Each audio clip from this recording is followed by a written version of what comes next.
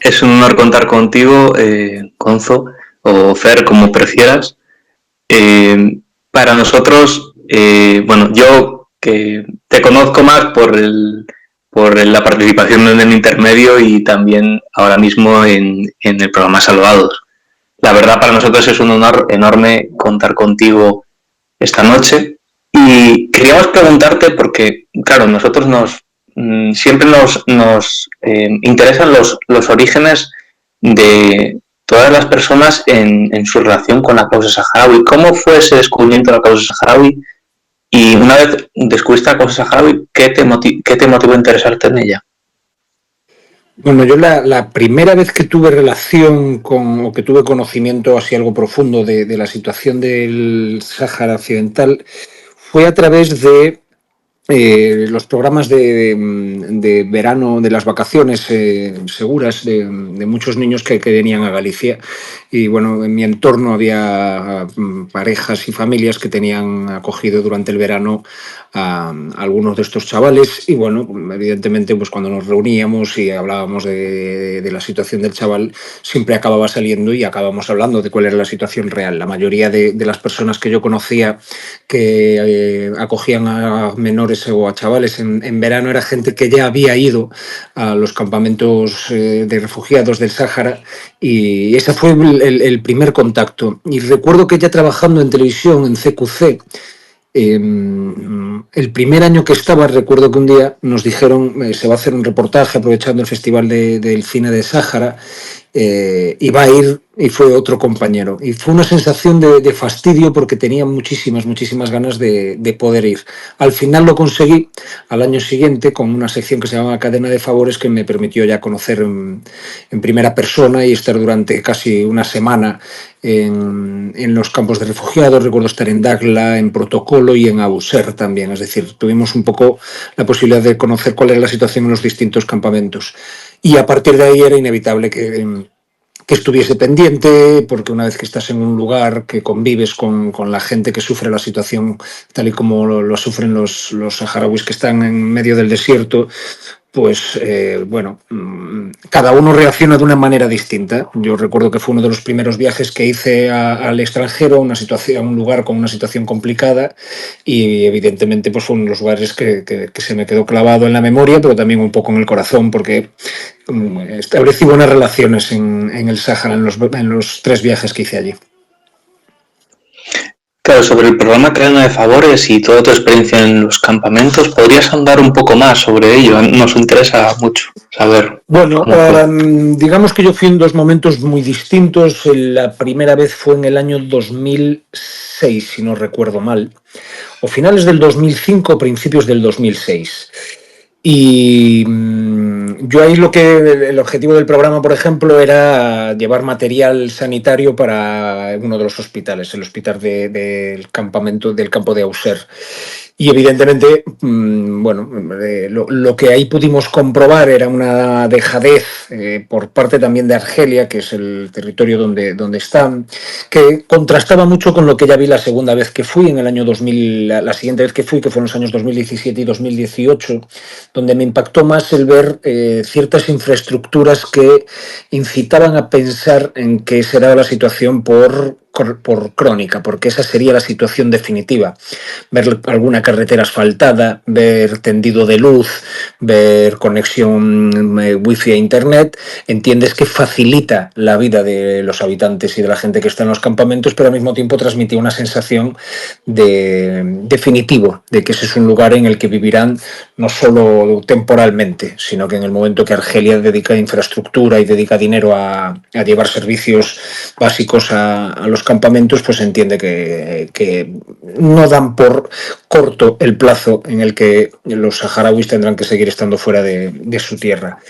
Las 2 situaciones, te decía, eran muy distintas. En una primera, en 2007, la sensación que tenía era como de puedo resumirla de resistencia pacífica, de una confianza todavía en la comunidad internacional, confianza en que se cumpliesen las resoluciones de la ONU, mucha confianza en España, a pesar de que los diversos gobiernos, los anteriores gobiernos, tanto el de Felipe González como el de José María Aznar, en ese momento gobernaba Zapatero, habían significado decepciones para el pueblo saharaui y para la lucha también. Y pude comprobarlo hablando con gente del Frente Polisario, pero al mismo tiempo visitando mucha Jaima y hablando mucho con la gente.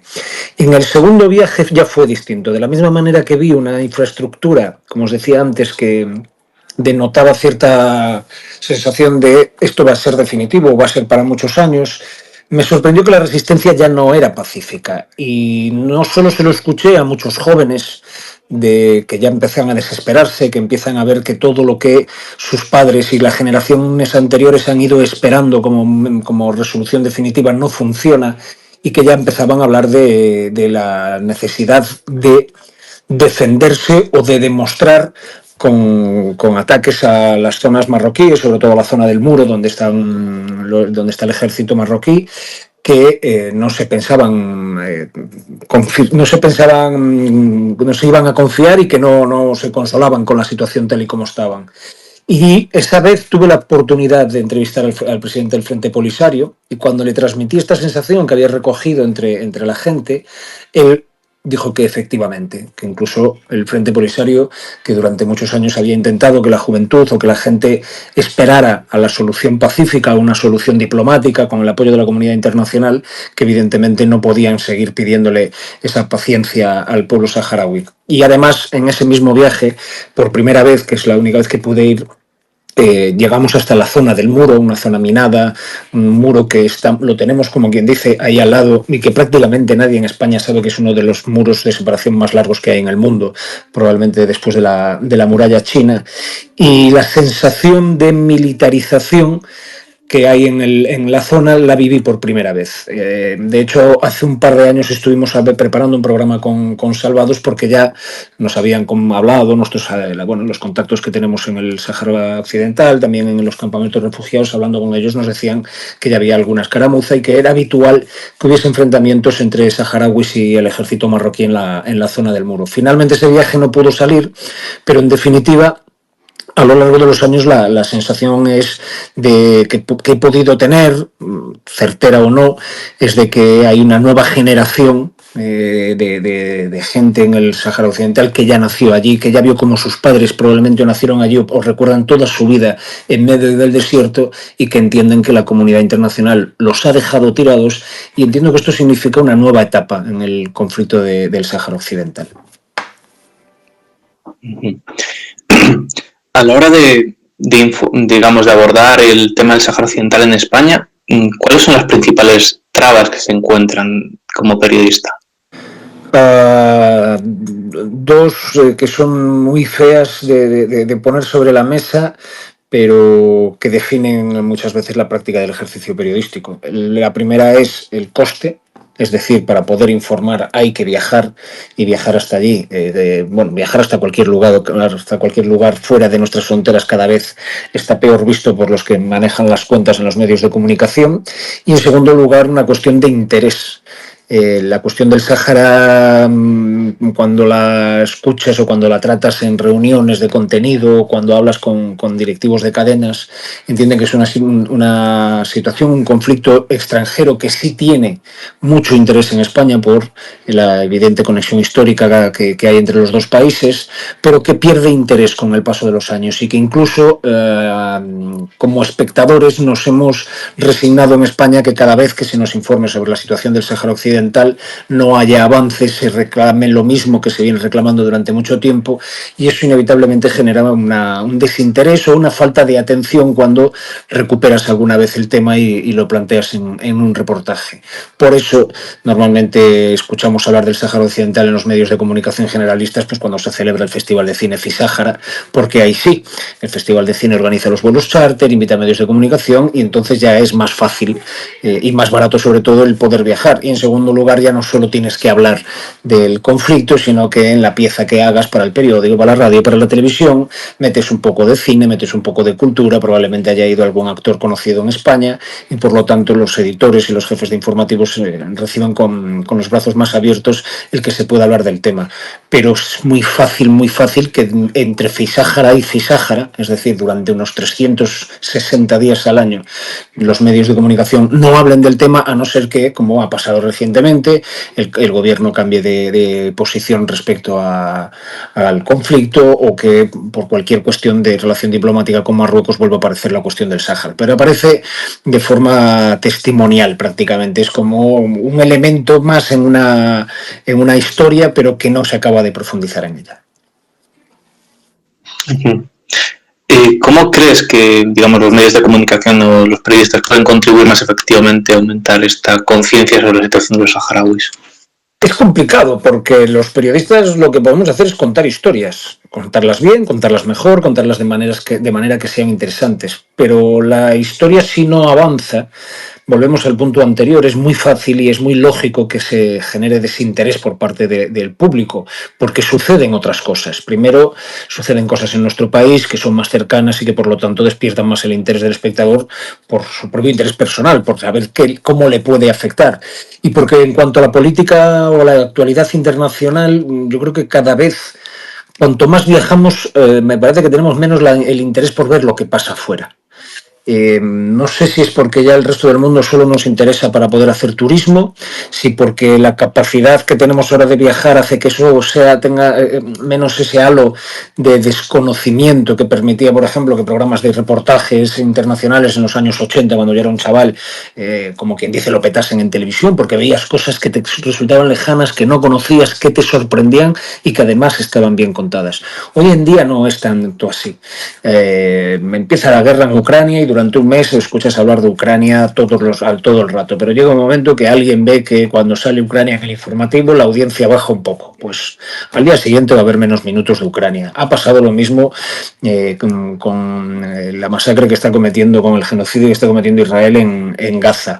Pues desde el 7 de octubre se empieza a hablar, durante un mes es el tema principal cuando hablas de actualidad internacional y hace unas horas, por ejemplo, se han bombardeado otra vez una escuela de UNRWA y no he visto todavía los informativos, pero sería una noticia probablemente testimonial la que salga, un breve probablemente en medio de un bloque de actualidad internacional. Entonces, ¿nosotros qué podemos hacer los periodistas?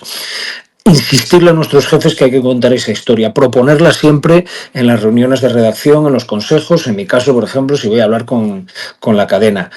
Pero como los que al final deciden qué sale en sus medios suelen ser los directores o los propietarios de esos medios, atienden a criterios que no siempre son los periodísticos. Y cuando esos criterios no los puedes imponer o no son los prioritarios, es fácil que un tema como el del Sáhara Occidental desaparezca durante mucho tiempo, sabiendo al mismo tiempo que es una de las cuestiones internacionales, como te decía antes, que más interesan en España, que más protestas provocan, que cuando el gobierno recientemente cambió de postura y dejó tirado una vez más desde Madrid al Sáhara Occidental y a su pueblo, pues hay partidos políticos que ponen el grito en el cielo, en redes sociales es una cuestión que se vuelve a hablar, pero no es mayoritaria. Es decir, hay una parte sí de la sociedad española que mantiene ese interés y que mantiene esa capacidad de presión sobre nuestros políticos, pero no es mayoritaria. Y los medios generalistas, muchas veces, lo que pretenden es que los temas sobre los que hablan sí sean de interés mayoritario por aquello del beneficio económico. Luego, relacionado también con la información, hay una cuestión que siempre me ha llamado la atención, que es, bueno, y te la voy a plantear, que es, siempre me ha llamado mucho la atención por qué es tan difícil para los periodistas hablar del Frente Polisario como representante del pueblo saharaui. Bueno, no tenía yo hasta este momento la sensación, yo puedo hablar por nosotros mismos, que las veces que he estado en el Sáhara haciendo programas, en cada uno de los reportajes, en dos de tres se hablaba con responsables del Frente Polisario. Como te decía, la última vez tuve la oportunidad de entrevistar al presidente del Frente Polisario y la anterior vez que fui, la primera vez, al ministro, a la persona encargada de los hospitales, el ministro de Sanidad sería. Tuve la oportunidad de incluso salir en el... ay, no me acuerdo ahora el nombre, RAT, creo que se llamaba, la televisión de los Sí, campamentos. la televisión pública saharaui, Sí, sí. y allí tuve la oportunidad también de hablar con el director de la cadena, con el ministro de Información. Es decir, yo siempre he considerado que en los reportajes que el Frente Polisario es quien representa y mejor defiende los derechos del pueblo saharaui. Otra cosa luego es la política interior, que como lo hay como en cualquier otro lado, y que cuando te pones a hablar con la gente de allí, pues también tienen ciertas quejas sobre su gobierno, pero es que si no, no sería normal, eso no se lo tragaría a nadie. Otra cosa es lo que hagas en un medio generalista, en una información, en una crónica que salga en el informativo. Eso también hay que tenerlo mucho en cuenta, porque no es lo mismo un reportaje que yo puedo hacer en el Intermedio o en el Caiga, que si, por ejemplo, ahora le dedicara un programa entero en Salvados, o que en La Sexta, en el servicio de informativo, se hable de eso, o que en Televisión Española, o que en El País. ¿Por qué le digo esto? Porque si hay 3 países que son muy buenos haciéndoles trabajar a sus embajadas para que presionen cuando hay informaciones que no interesan o no gustan a estos países, uno de ellos es Marruecos. Estados Unidos, Israel y Marruecos, sobre todo en España, Israel y Marruecos son 2 países cuyas embajadas aquí hacen constar clara y vehementemente a los propietarios y a los dueños, no tanto a los directores, pero sí a los propietarios de los medios de comunicación, que lo que se ha contado sobre Israel o sobre Marruecos no les gusta, no hace gracia, no es verdad, etcétera, etcétera. Y a veces son tan cansinos, pues, que también influye en que la línea editorial o que lo que se cuenta en alguna de las crónicas que se puedan hacer, noticias o reportajes sobre el Sáhara Occidental, pues no den como válido, como representante legal o legítimo del pueblo saharaui al Frente Polisario, que al fin y al cabo es contra quien lucha o a quien más quiere controlar o a quien menos quiere legitimar el gobierno, el reino de Marruecos. Sin ir más lejos, hay que acordarse de lo que sucedió cuando el presidente del Frente Polisario vino a España a tratarse en un hospital, como puso el grito en el cielo Marruecos. La verdad es que si los servicios secretos, o sea, si los servicios públicos de Marruecos funcionaran todos tan bien como sus servicios secretos, los que migraríamos a otro país seríamos los españoles para vivir allí, porque sería el mejor país del mundo, sin duda. Respecto a eso, ¿podrías hablar digamos, de tu experiencia en Marruecos y cómo afectó tu perspectiva del país? Porque, bueno, mencionaste que sentiste bastante vigilancia a la hora de trabajar allí cuando estabas haciendo esa investigación para el reportaje sobre el accidente laboral en Tánger. ¿Puedes ampliar un poco sobre esto? Bueno, yo a Marruecos, las 2 veces que he ido a trabajar, las 2 veces me echaron. Esto es así. Fuimos en 2012, creo que era, a las protestas del 14 de febrero en Casablanca. Yo ya no salí del aeropuerto y me volví en el primer vuelo que volví a Madrid a la mañana siguiente. Pasé la noche en una sala de deportados en el aeropuerto de Casablanca y a mi compañero cámara lo mandaron al hotel y al día siguiente lo fueron a recoger. Y esta última vez lo que contabas ahora, esto fue pues ahora 2 años. Íbamos a contar el accidente laboral que hubo en un taller clandestino que trabajaba para grandes empresas occidentales y una de ellas era Inditex. Y cuando esto fue en Tánger, cuando estábamos a punto de encontrarnos con familiares de las personas que habían allí fallecido en una terraza, bueno, de hecho vino una de las familiares y nos vino a decir, oye, quedamos en otro sitio porque hay mucha actividad de policía en la zona donde tenemos nuestro local. Os espero fuera. Y tan pronto salió ella, entraron ya 4 tipos, nos pidieron los pasaportes y todo el paripé que suelen hacer. Y unas horas después estábamos en el aeropuerto de Tánger esperando para volver.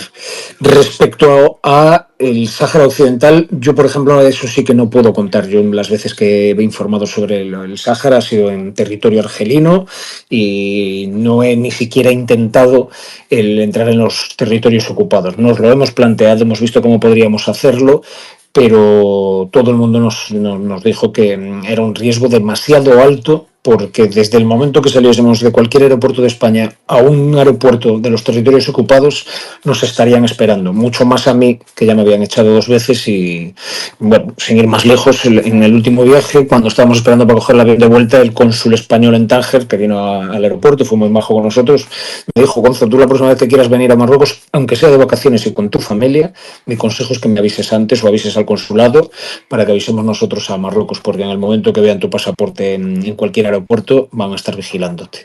Esa es la realidad de lo que es informar en Marruecos, pero denota otra realidad más, que es la tiranía que existe en el país alawí.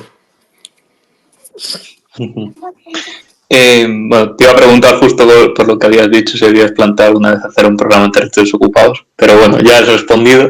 Te quería preguntar también otra cuestión que alguna vez se ha mencionado, pero muy de forma lateral.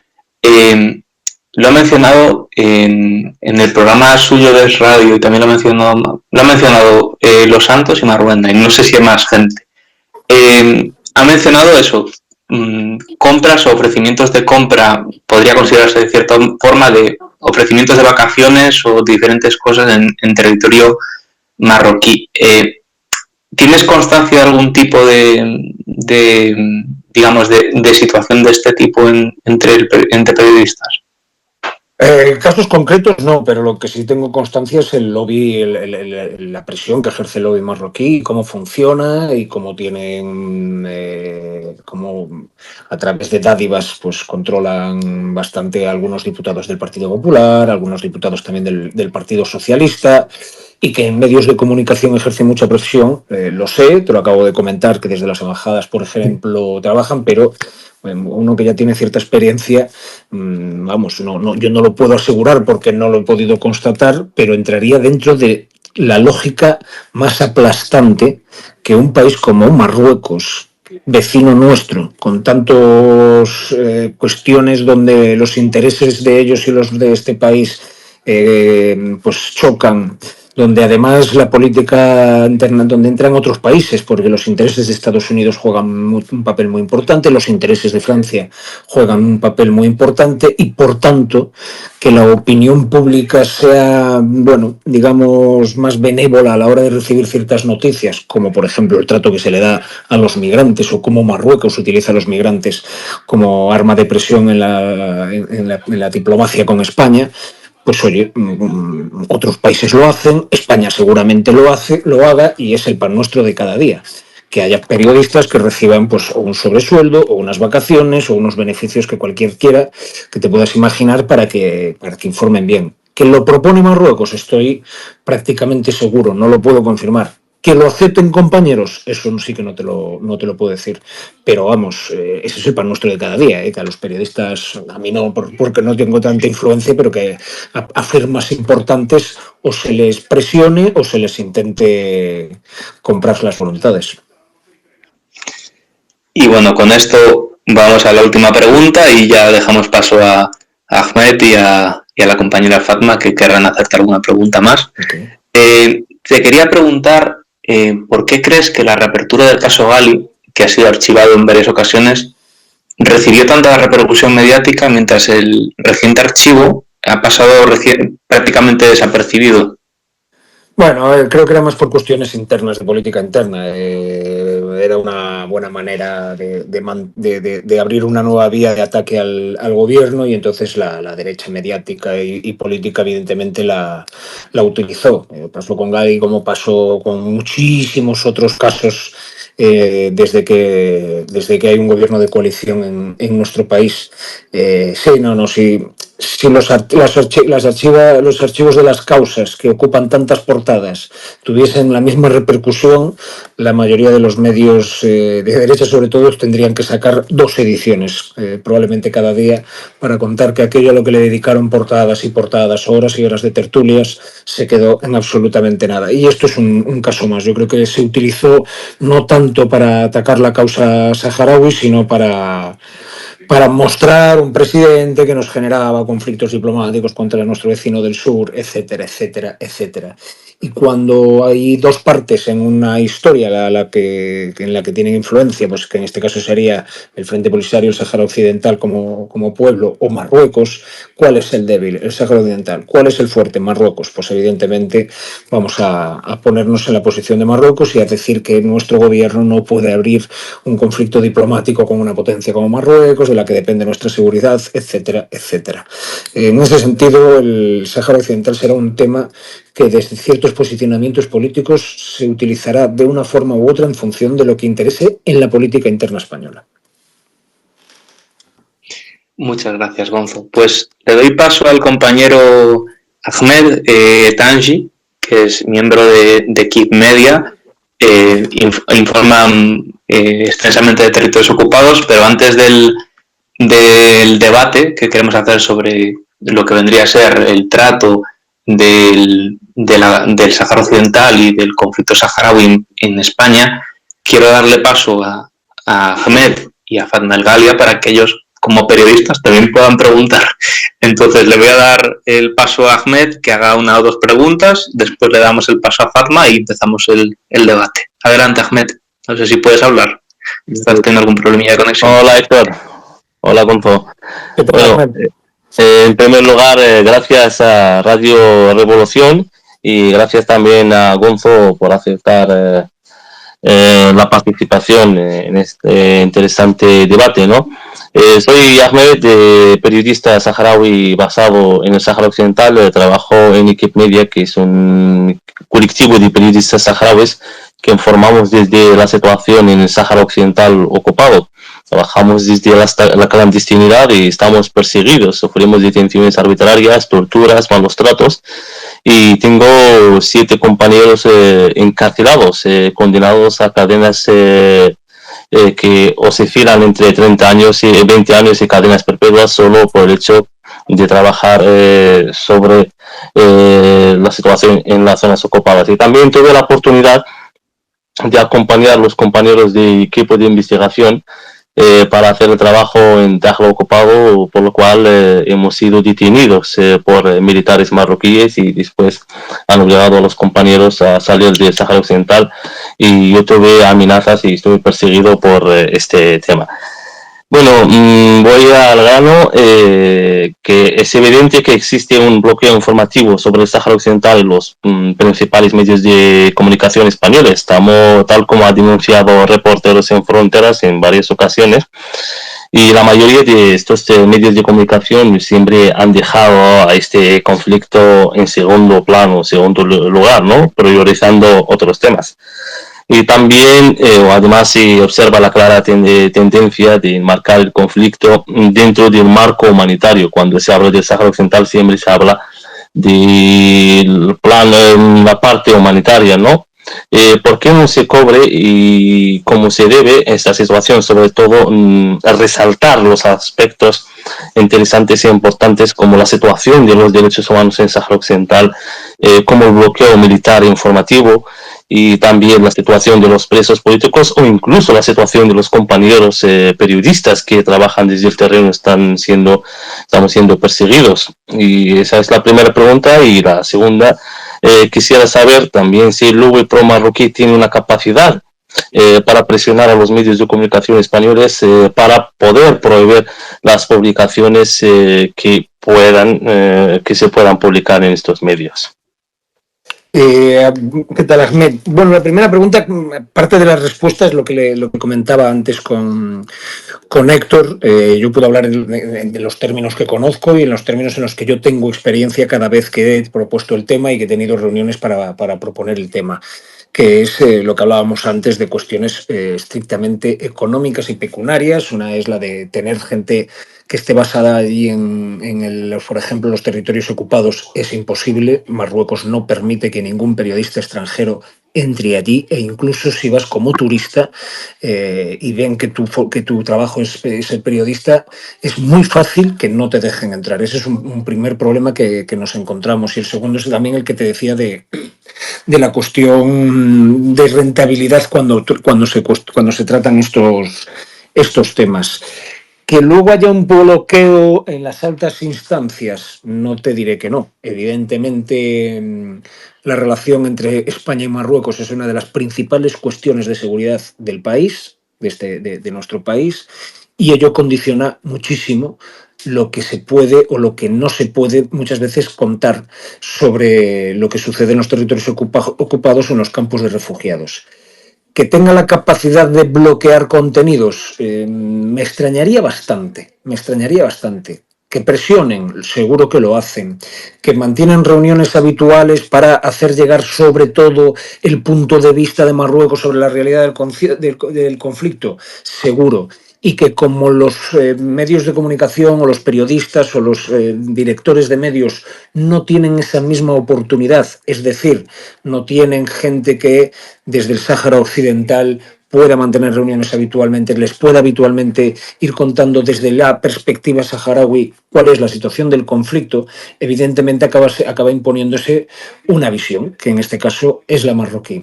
Que muchas veces si hay noticias o si la información que llega es, digamos, peliaguda o es grave, pues no descartaría que algunos directores de grandes medios informen antes al Ministerio de Exteriores, por ejemplo, de que tienen esa información y que desde el Ministerio de Interiores se haga pues, lo posible para mantener un poco, digamos, la tranquilidad y que esa información no vaya a generarle un conflicto al Ministerio de Exteriores con Marruecos. Lo que es cierto es que Marruecos no se queda quieto nunca. Siempre que aparece su nombre o siempre que aparece Marruecos en la prensa nacional o siempre que aparece el Sáhara Occidental, desde la embajada están muy atentos y hacen constar siempre como lo que les ha parecido la información. Es decir, ¿el lobby marroquí es fuerte? Sí, mucho. Lo decía antes, no solo en la prensa, también en los principales partidos políticos. Es conocido y hay constancia de que diputados socialistas y también diputados del Partido Popular tienen relaciones estrechas y se puede decir que hasta comerciales con o grandes empresas o con empresas participadas por el Reino de Marruecos. Es decir, es una forma de complementar sus ingresos, los de estos políticos, a través de un dinero cuyo origen es marroquí, que por lo tanto siempre estarán en el Congreso de los Diputados, pero también en sus relaciones con los periodistas, intentando vender o defender la postura del Reino de Marruecos.